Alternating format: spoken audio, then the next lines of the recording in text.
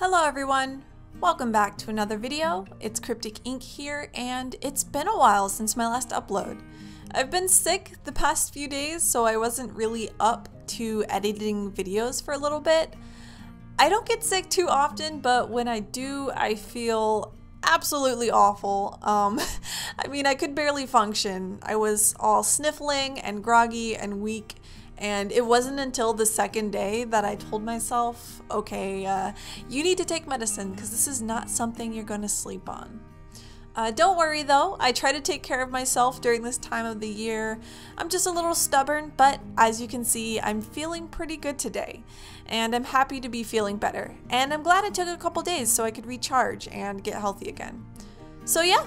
I'm back for another Inktober video. If you're new to the channel, I've just been uploading Inktober videos on the regular, sharing my process and talking about everything from what I'm learning to what's going on in my life. And if you're a returning viewer, welcome back. Before I go any further, I know that many of you are waiting for news on the giveaway that had ended on Friday. The giveaway winner has been chosen, and I will be announcing that at the end of the video. You can always skip ahead to the end if you like, but hey, you know I'd love it if you enjoyed the rest of the art and the rambling I've got to share today too. So, I did catch up for the week, and this video will be a bit longer than the others, with days 12 through 15 all combined into one. I've actually done a decent job drawing every single day, but with me being sick and all, I wasn't so great at updating my progress on social media. I kind of went on a tiny break and slept under the covers with some tissue every chance I could get. Even my Instagram was left to the side while I was getting better, but it is what it is. The themes I had for the past couple days were the words potions, witch, blind, and Medusa. The first one is potions. It's a little bat holding a little potion bottles that says, "Drink me." I thought it was fun, and I'm really starting to think I'm loosening up a bit when it comes to ink wash. When you see the third drawing I have, you might be able to tell how I just go crazy with ink wash and a brush and let go of some of that control I've been holding on to. I think that because ink dries so fast and can be so dark, it's much more stressful for me to be so precious with my work. Of course, I do my best to put down lines where and how I want them to be, but I've also feel like I've loosened up a lot since starting Inktober.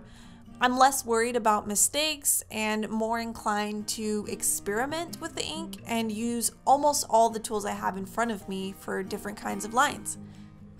Coming to the art room has turned into playtime for me, and even though I still have hang-ups here and there, the constant drawing and inking, I think, is starting to pay off mentally, if that makes sense. Like, lately I feel like my head has been in a more creative mindset.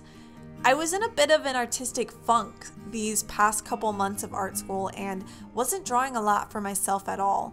Doing traditional things like this, I feel like my gears in my brain are turning now throughout the day. Like, I think about my list, and when I'm going about my day, I'm looking at the world around me and trying to soak a little of it in for future ideas. I feel like a person that hasn't exercised in a while. I mean, I haven't really exercised in a while, but I feel like a person that hasn't exercised in a while, and now that I've fallen back into this art as an everyday thing, it's like I've been stretching and I can finally be back in that habit. And some days I struggle to draw, but it's easier than it used to be to get myself to the table in my room. And that's a pretty nice feeling, if you ask me. And I want to thank everyone that has been leaving such nice comments below my videos. They're really encouraging, and I love you guys for it. But also, it's been great clicking through the art that you're sharing with me and seeing what you guys are working on.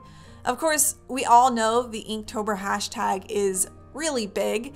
It's like a sea of artists and images, and it's easy to get lost in. So I'm just happy to see with what you guys specifically have been working on.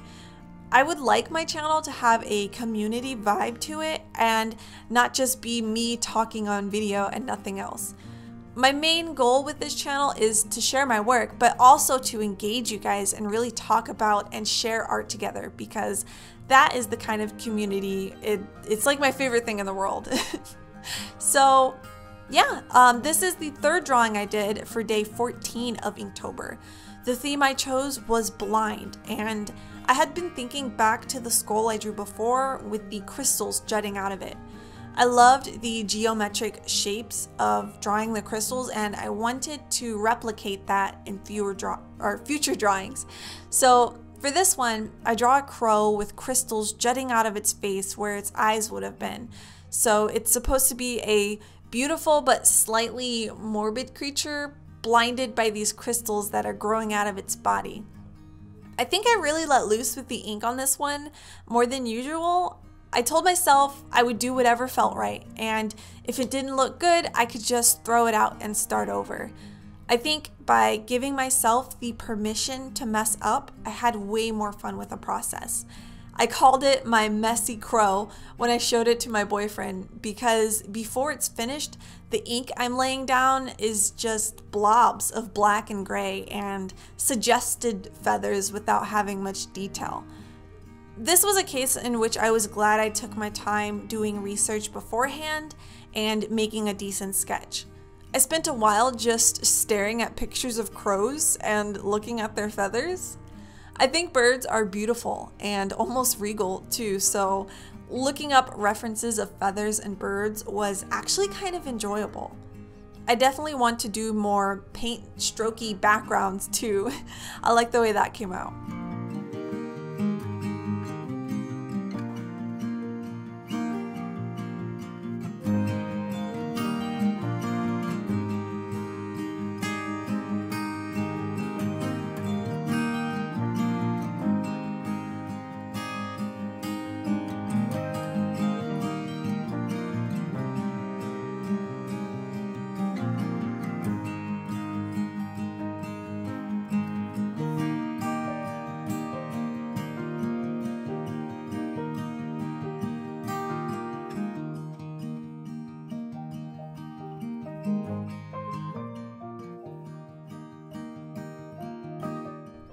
The last drawing was a simple portrait of Medusa.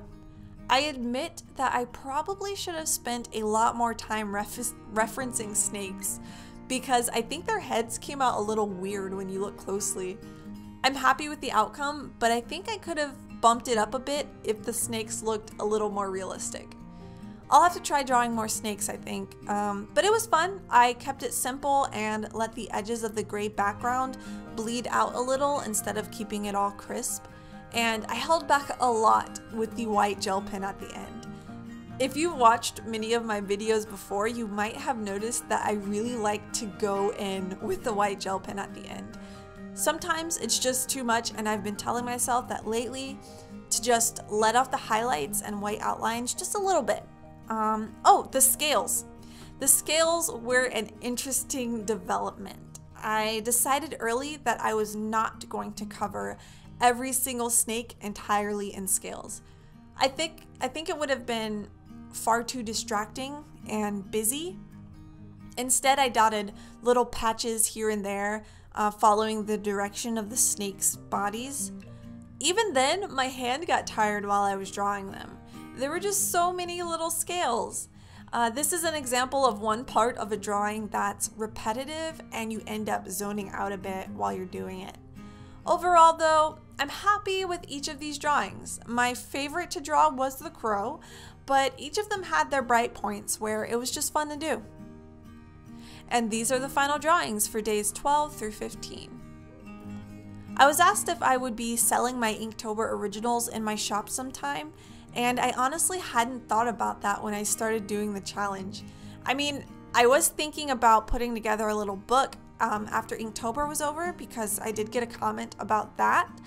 I'm not sure where to start when it comes to making an art book, but I'll figure something out, even if it's just a little project. Since it was brought up, I'll be putting the originals up in my shop tomorrow for sale, as well as prints and some stickers that I finished. But this video series will still be all about the drawing process and the Inktober challenge, so I promise not to go too heavy on the marketing or anything. I'm just happy someone wants my art in their home. I think that's pretty cool. So now that you've made it to the end of the video, let's do this giveaway thing. Forgive the lighting, the daytime got away from me as I was drawing. Anyways, I had hosted a giveaway for this little pumpkin drawing that had ended on Friday the 13th. It's a little thing I made in class while I was taking notes. I'm using my lucky elephant jar here to pull out the name of the winner. There were so many entries and I cut lots of paper strips with names on them, but they fit, so yay. Thanks for all your interest, you guys. Okay, so the lucky winner of the giveaway is DQ Tattoos. Woohoo! Congrats! I will be contacting you soon to arrange all the specifics for sending this drawing. On an end note, if you didn't win the drawing, do not fret. There were lots of names in that little jar and only one drawing. I will most likely do another one in the future, but for now, thanks for playing and commenting, and congrats again to DQ Tattoos. Before I go, here are some more featured artists that are also participating in Inktober this month. Wonderful, wonderful work from you guys. Links to these artists will be included down below, and if you yourself would like to be featured or know a friend that might like to share their work, leave a comment below or message me on Instagram and I'll set it up. Alright you guys, thanks so much for watching this long video. I hope you enjoyed it. As always, happy drawing, and I'll see you in the next one. Bye!